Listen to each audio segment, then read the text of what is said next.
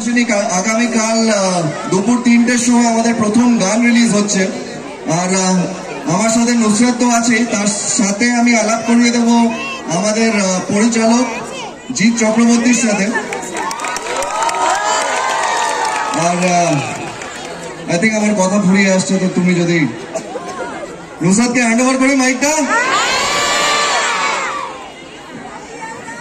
নমস্কার, শুভ সন্ধ্যা, ভালো আছো? অসংখ্য ধন্যবাদ আমাদের অপেক্ষা করার জন্য। প্রথমেই কিন্তু সকলের, আমাদের পুরো টিমের তরফ থেকে সকলের কাছে আমরা ক্ষমা প্রার্থী, বিকজ আমাদের একটু দেরি হয়েছে আসতে।